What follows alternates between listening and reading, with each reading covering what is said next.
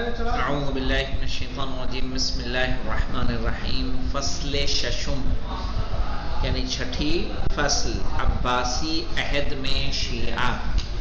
چونکہ ہم نے بنی امیہ کے دور میں شیعوں کی کیفیت کو دو حصوں میں تقسیم کیا، کربلا سے پہلے اور کربلا کے بعد.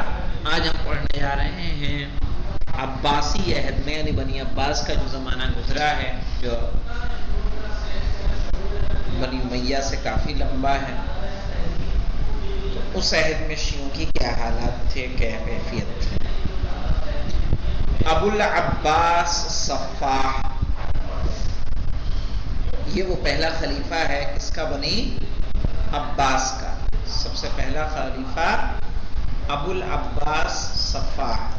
1 نمبر حاشیہ ہے، آئیے اس پہ دیکھیے اس کو صفاح کیوں کہتے ہیں. نیچے دیکھیے کہ ابو العباس عبداللہ بن محمد بن علی بن عبداللہ بن عباس، یہ پورا اس کا ابو العباس کنیت ہو گئی. نام ہوا کیا؟ عبداللہ ابن محمد، اور ان کے دادا اس کے والد علی، اس کے والد عبداللہ، پھر عباس. چونکہ وہ اپنے مخالفین کے قتل کا بہت جلد فیصلہ لیا کرتا تھا اور حکومت کرنے نیز حکومت کے استحکام کے لیے اس نے بہت سے امویوں کا خون بہایا، اس لیے اس کا لقب صفاح ہو گیا. صحیح ہے. ابو العباس صفاح کے اقتدار کے ساتھ 132 ہجری میں عباسی حکومت کا آغاز ہوا. بنی امیہ کا آخری خلیفہ کا نام یاد ہے؟ مروان حمار. مروان حمار. اور بنی عباس کا پہلا خلیفہ ابو العباس صفاح، یاد رکھیے گا. 132 ہجری میں ان کی حکومت قائم ہوئی. 132 میں ان کا زوال ہوتا ہے. کس کا؟ بنی امیہ کا. تو اقتدار کے ساتھ 132 ہجری میں عباسی حکومت کا آغاز ہوا. ٹھیک ہے. 139 ہجری میں صفاح کی موت واقع ہوئی. کتنے سال رہا پھر وہ؟ 7 سال. اس کے دور حکومت کا زیادہ حصہ عباسی حکومت کے استحکام اور امویوں کے ساتھ جنگ میں گزرا. 2 نمبر کا حاشیہ کیا کہہ رہا ہے؟ صفاح کی حکومت کے دوران پیش آنے والے واقعات سے واقفیت کے لیے تاریخ طبری جلد 5 ہمیں رجوع کرنا ہوگا، تاکہ تاریخ طبری جلد 5 کو دیکھیں گے تب جا کے ہمیں عباسی حکومت کی ابتدا کا پتہ چلے گا. صفحہ 132 سے صفحہ 145. تاریخ ابن اسیر، یہ دونوں سنی مؤلفین ہیں، سمجھ رہے ہیں؟ ابن اسیر بھی اور تاریخ طبری بھی.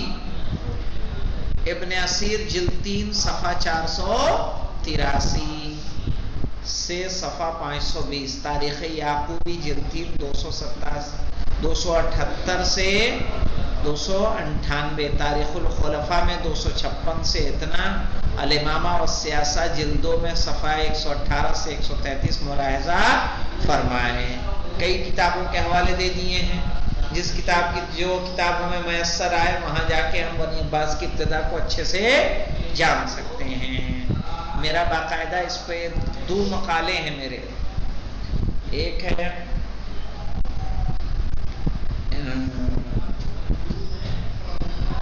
اسباب انہیار الدولت الامویہ. اسباب انہیار الدولت الامویہ، بنی امیہ کی حکومت کے زوال کے اسباب کیا تھے. یہ میں نے لکھا تھا سیریا کے اندر. اور ایک لکھا تھا بنی عباس کی ابتدا، حکومت کی ابتدا، اس وقت کے حالات، کیفیت کیا تھی. تو جو یہ 7 سال کا عرصہ تھا، 7 سال میں اس نے کیا کیا ہے؟ 7 سال کے اندر اپنی حکومت کو مضبوط کیا ہے. اسی بنا پر نیز اس لیے بھی کہ بنی امیہ کی مخالفت کے وقت عباسیوں کا نعرہ خاندان اہل بیت کا بدلہ لینا. کیا نعرہ تھا مولانا؟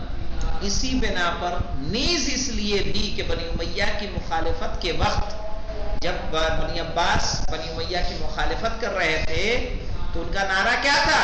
خاندان اہل بیت کا بدلہ لینا. یا آل سارات الحسین، کیا نعرہ تھا؟ یا آل سارات الحسین، یعنی حسین کا انتقام لینے کے لیے کون ہے؟ سوچئے. اور وہی بنی عباس کس کو قتل کر رہا ہے؟ ہمارے چھٹے امام کو، 7ویں امام کو، 8ویں امام، 9ویں امام، 10ویں امام، 11ویں امام. سب کی شہادت کا سبب کون ہے؟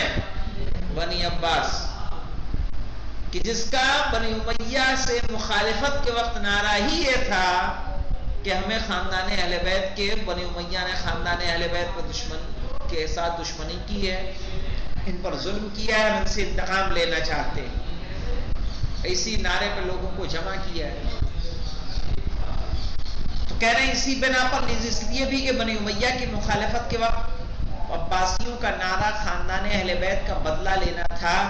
عباسی حکمرانوں نے ابتدائی برسوں میں، یعنی ابتدائی سالوں میں، امام جعفر صادق علیہ السلام و شیعوں سے کوئی تعرض نہ کیا، یعنی کسی طرح کا کوئی اعتراض نہیں کیا. اسی لیے ہمارے 5ویں امام اور 6ٹھے امام نے زیادہ سے زیادہ دین کو پھیلایا. چونکہ بنی امیہ کا آخری دور تھا. 114 میں شہادت ہے کس کی؟ 5ویں امام محمد باقر علیہ السلام کی. 57 میں ان کی ولادت ہے، 57 سال کے ہیں. 114 میں ان کی شہادت واقع ہو رہی ہے. تو 114 کا زمانہ وہ ہے کہ جہاں بنی امیہ اپنی حکومت کو باقی رکھنے کے لیے لڑ رہے تھے. بنی عباس ان سے جنگ کر رہے تھے، جگہ جگہ جھگڑے چل رہے تھے. ایسے میں ان کو موقع نہیں ملا کہ 5ویں امام یا 6ٹھے امام کی طرف دیکھیں، توجہ دیں. وہ اپنے میں الجھے رہے. اس لیے ہمارے 5ویں 6ٹھے امام کو زیادہ وقت ملا کہ اپنے پیغام کو زیادہ سے زیادہ پہنچائیں. ہمارے 6ٹھے امام کی شہادت کب واقع ہو رہی ہے؟ 148 میں. 4تھے امام کی کب ہے شہادت؟ 114 میں. پورا عرصہ دیکھ لیجئے. اسی لیے کہہ رہے ہیں یہی سبب تھا کہ عباسی حکمرانوں نے ابتدائی برسوں میں، یعنی ابتدائی سالوں میں، امام جعفر صادق علیہ السلام و شیعوں سے کوئی تعرض نہ کیا، کوئی اعتراض نہیں کیا. صحیح ہے. اس طرح امام جعفر صادق علیہ السلام اور آپ کے اصحاب کے ذریعے فکری اور مذہبی سرگرمیوں کے لیے سیاسی حالات سازگار تھے، یعنی آپ کے حق میں تھے. بل الفاظ دیگر جس طرح روبہ زوال اموی حکومت. روبہ زوال کا مطلب کیا ہوتا ہے بیٹا؟ روبہ زوال یعنی زوال کی طرف مائل، ٹھیک ہے. یعنی بالفاظ دیگر جس طرح روبہ زوال اموی حکومت کے آخری دور میں اہل بیت پیغمبر اور شیعوں کے لیے حالات نسبتاً بہتر تھے. اچھا بہتر کیوں تھے؟ میں نے بتایا نا، بہتر ہونے کی وجہ تھی کہ ان کے پاس وقت نہیں تھا کہ وہ شیعوں پہ ظلم کریں. وہ آپس میں اپنے بچاؤ کرنے ہی میں مصروف رہے.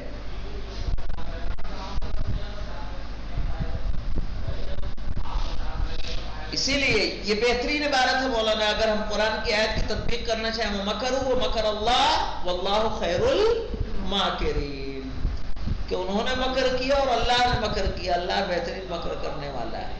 انہوں نے شیعوں پہ ظلم کیا، اللہ نے کیا کیا؟ ان دونوں کو آپس میں الجھا دیا. تو یہ وقت مل گیا تاکہ ہم شیعہ بھی محفوظ رہیں، ان کی جانیں بھی محفوظ رہیں، اور ہمارے 5ویں امام اور 6ٹھے امام زیادہ سے زیادہ خدمت دین کر سکے.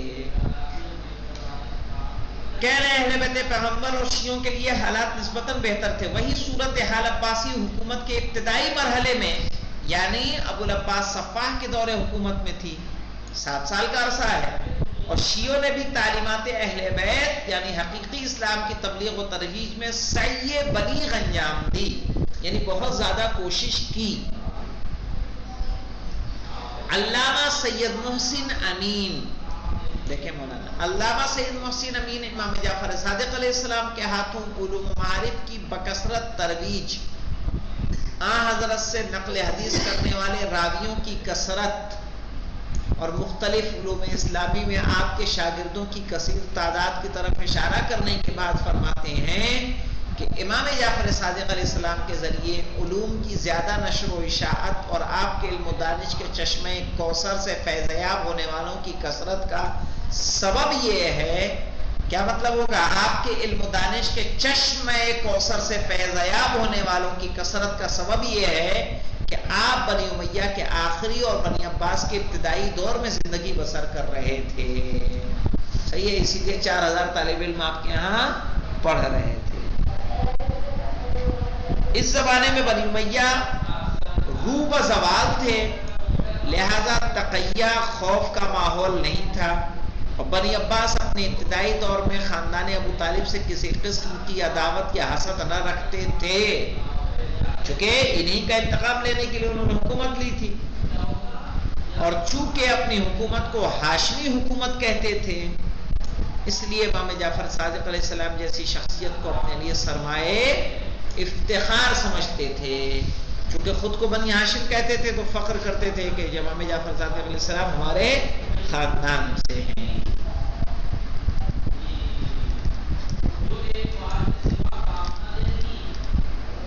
کہہ رہے امام جعفر صادق علیہ السلام کے عہد میں سیاسی حالات الگ نوعیت کے تھے.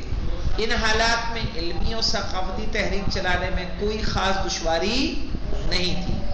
اس بات سے قطع نظر اسی دور کی اسلامی دنیا کے سماجی اور فکری حالات بھی علمی گفتگو، بحث و مذاکرے کے متقاضی تھے. یعنی اس وقت ضرورت بھی تھی، لوگ تشنا تھے، اور اس کا سبب یہ تھا کہ عالم اسلام میں متعدد مذاہب اور مختلف فکری اور دینی رجحان پائے جاتے تھے.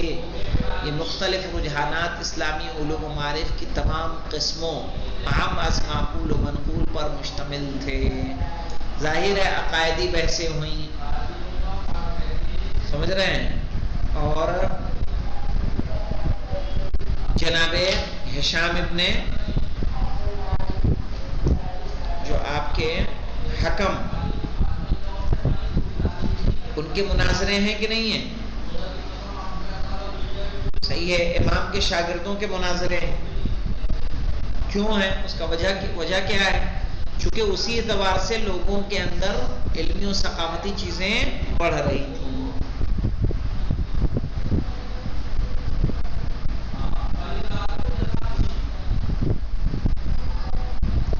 اب دیکھیے مولانا،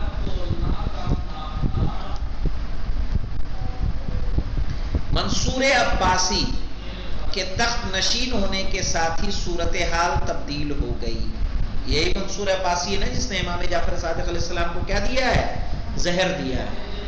کہہ رہے منصور عباسی کے تخت نشین ہونے کے ساتھ ہی صورتحال تبدیل ہو گئی.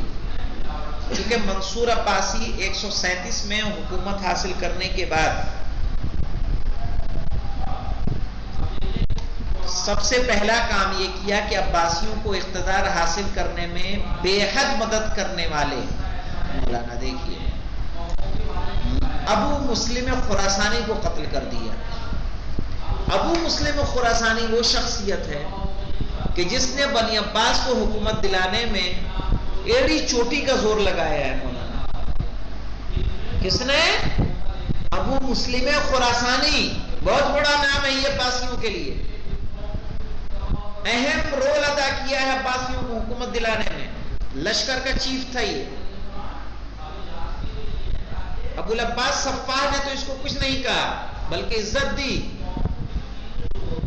لیکن جیسے ہی منصور عباسی آیا اس نے کیا کیا؟ ابو مسلم خراسانی جن کا احسان تھا بنی عباس کو، انہیں کو قتل کر دیا.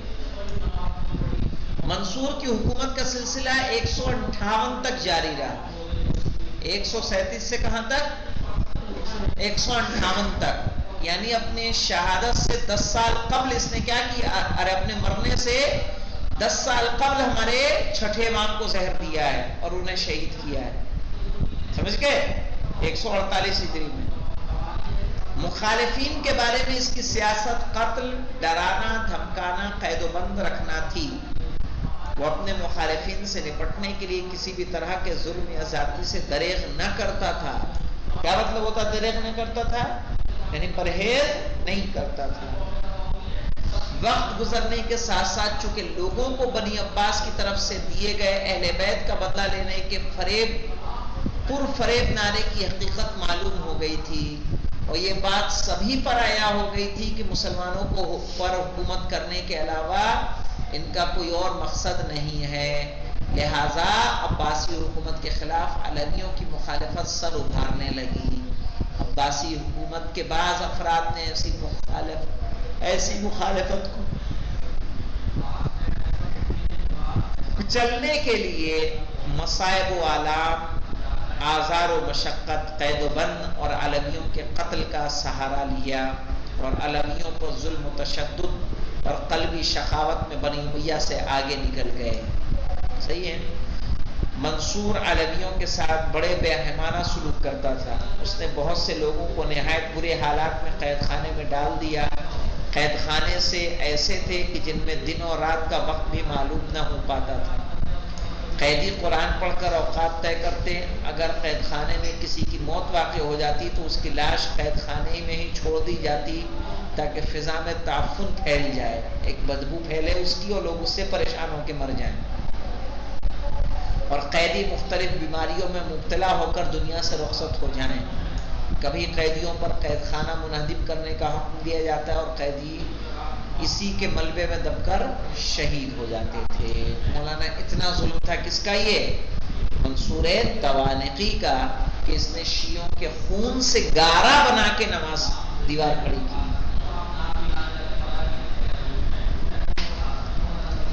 اب اس کے بعد انشاءاللہ آگے پڑھیں گے۔ والحمدللہ رب العالمین۔